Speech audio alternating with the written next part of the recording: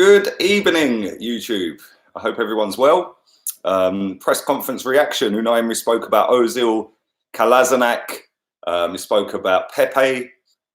He shut up a journalist, stopped him in his tracks when he asked him a stupid question. We're going to get into all of that in a minute. Thank you to everybody already watching live and in the chat room. Big up yourselves. Yeah, let's get straight into it. Let's just get cracking on with it. Right, basically, he started off with a question from the journos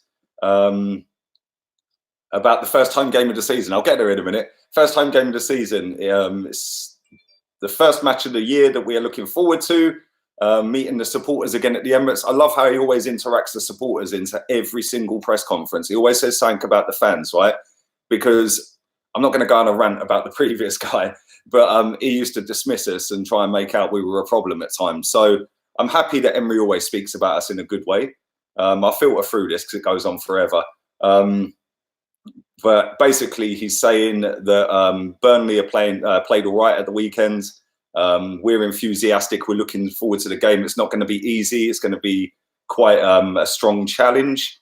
They've got a decent manager. And above all, we need to impose our game plan and be confident in what we do. He was then asked about the new signings and whether they're ready. I can't even speak today. I just had a coughing fit, which is why it took me so long to come on here. Literally just coughed up a load of pure orange juice that I just drunk. So yeah, happy days. Each player is different. After Newcastle and this week, the players are working well, and they can decide. We can decide different options in each position. Really, I think we need to be competitive.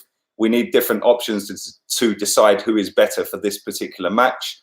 The new players and who were with us last year, some of the young players as well. Basic stuff there, basically. Right, this is the bit where he speaks about Mesut Özil and S.Teov Kolašinac. He was asked the latest on them. They were back in training Tuesday. Özil didn't train on Wednesday. He was out sick. He was ill. Basically, he's saying it's good to have them back. He then said that they're working well, blah, blah, blah, just the same old stuff from that. Would you understand if Özil wanted to leave for Washington, D.C.? And then he shuts the journo up by saying, really, when we're about to play a game against Burnley, you think I'm going to lose my time talking about whether a player is going to leave or not? My focus is playing Saturday against Burnley. So he shut him up. Could Pepe start? That's something we all want to know as well. I'm going to decide tomorrow.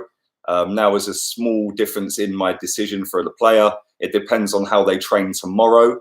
Pepe is training very well. He's improving and getting to know us. He's understanding the style a little bit more, and the physicality is getting better. And he is close to helping us at the beginning of the match. So it's kind of hinting that he could start him, but I don't know. I'm not so sure he's going to start. I'll come to that in a minute. Are you confident of Özil and Kolašinac being mentally ready? Yes, they're 100%. Their mentality is focused on us for training and the match. My focus is to be positive and be 100% with them. I want to help them be normal with us in training, thinking above all about each match. So, like, obviously, the club are backing them. He then goes on to Newcastle. Well, we won't bother covering that because he went on forever. How pleasing was the clean sheet? We'll skip that as well. How physical will Saturday be? It's going to be very physical. We need that adaptation in our game to be strong and important and adapt to their tactics as well as imposing our game plan. They are very strong with the duels. They are a strong team as well. They're very physical, Burnley. Not as physical as Stoke used to be against us, but they are a physical team, and they always put a tackle in, shall we say. And then he was asked about how fit Lacazette will be and whether he can get him and Aubameyang into the team together. He goes, last year they played a lot of matches together. Aubameyang is a right or left winger. He can help us there this year. They are both strikers, and above all, we can use them in different situations. So again, generic answer, he's basically said yes.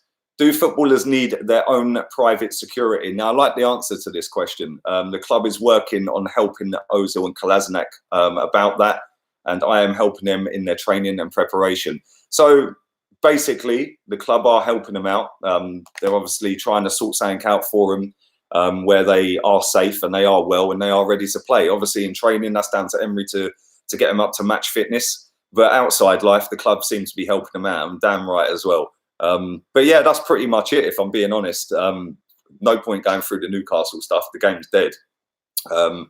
Big up everyone in the chat. There's a lot of you already here, so thank you for that. I'll read some of these out in a minute. Fans to trial a drum for Saturday. Club accepted, says Sean. Thank you for that, mate. Big up all the moderators in the chat as well. Adicha, thank you, mate. I did actually. It was really nice. It was really nice. That's why there was no 9 o'clock stream. Where's my favourite Celtic fan? Let me find him. Where is he? I can't even remember his name. I was going to go through the comments and find him. I'll find him in a minute. I'm sure he'll pop up. Sell Mkhitaryan. Well, I don't know if anyone will buy him. Granit Xhaka could be missing as well, I think. I see something about that earlier. I don't think he's going to be fit for the weekend. Now, there is obviously still time to get Granit Xhaka and Mkhitaryan sold. Inter Milan, they came in for a bid in, I think it was June, early June, for Granit Xhaka. I wouldn't be surprised if they come back in for another one. So you never know. He might be gone. Mkhitaryan might be gone as well. So yeah, will there be a 9 o'clock stream? Yes, there will be a 9 o'clock stream tonight. There will. That'll be back as normal. Lee, you make up news. Well, I'll tell you what then. I'll mute you and you can fuck off somewhere else then. How's that? See you, mate. Do you think the new signings will come good, or can you see any of them flopping? Big up yourself, Taib. Hope you're well, mate. To be honest, I think they'll all do pretty well. I think we've selected them properly. You know, Pepe, we know, is going to maybe take a little bit of time, but once he gets going, he's going to be relentless. Ceballos, he seemed to start pretty well against Newcastle when he came on. He weren't fantastic, but he did do pretty decent. So yeah, I think he'll be all right. Martinelli, I would have started him at Newcastle. He might start against Burnley. We shall see, but I think he'll be all right. And yeah, and basically, I think they'll all do pretty well. I think David Luiz will probably get enough game time to perform as well. It's just what David Luiz turns up. Is it the calamitous, error-prone David Luiz, or is it the decent David Luiz that can ping in screamers left, right, and centre?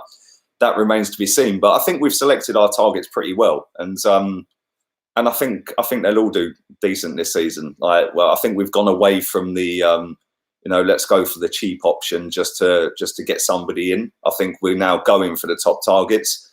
David Luiz is probably a cheap version of what we wanted. We obviously wanted Upamecano. We couldn't get him, so that's a stopgap. I don't think he'll be in next season. I think as soon as we go out in the summer and get a proper centre-back, I think David Luiz will be gone, or maybe even shifted into midfield. You never know. Big up yourself, Demetrius. Thank you, mate. I hope Luiz starts against Burnley, says Kingsley. Hope you're well, mate.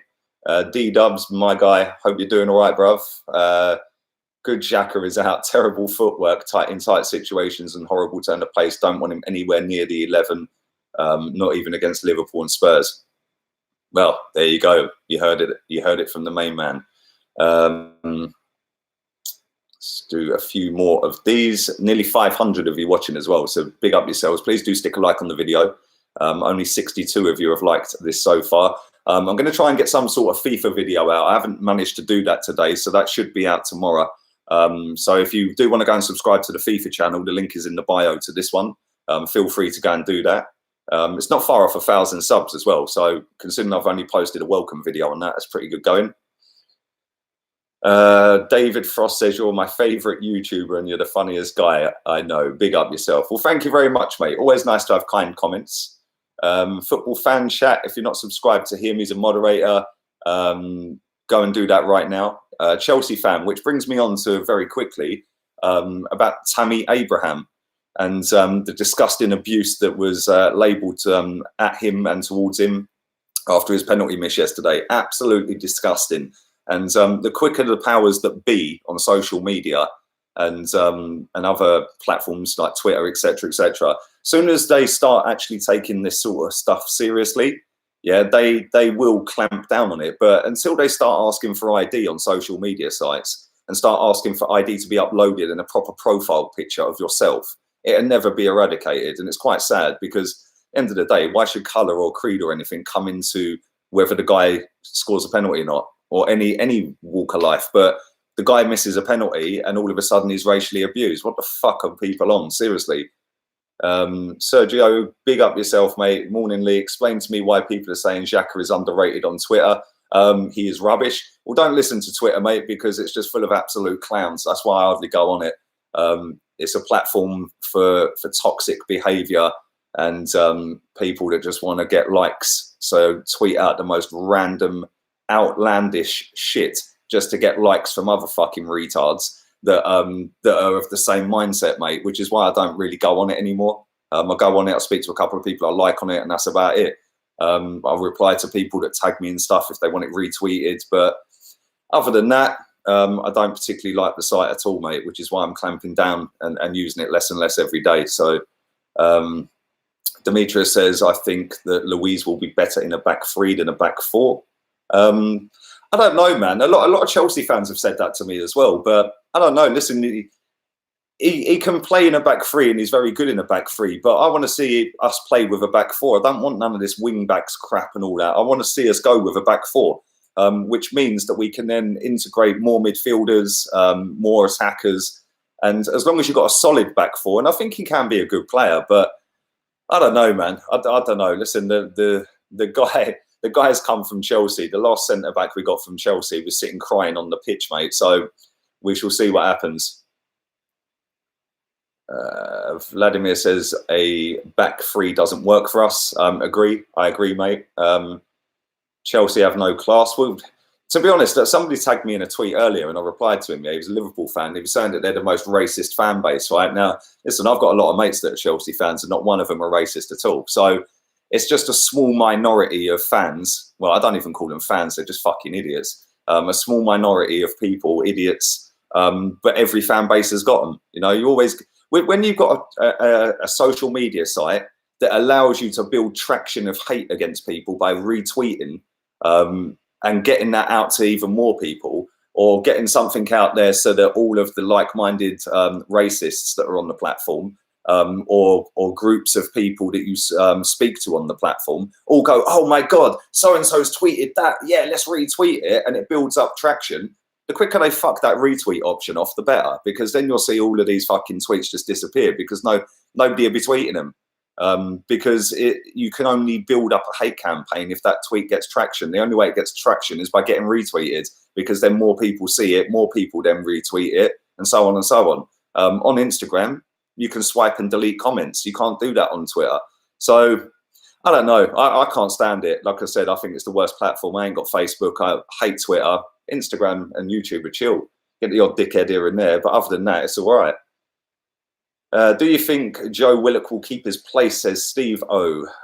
He was sharp last week. I do think he'll start, actually, mate. I think he was very impressive, and I rate him. So I hope he does start, mate.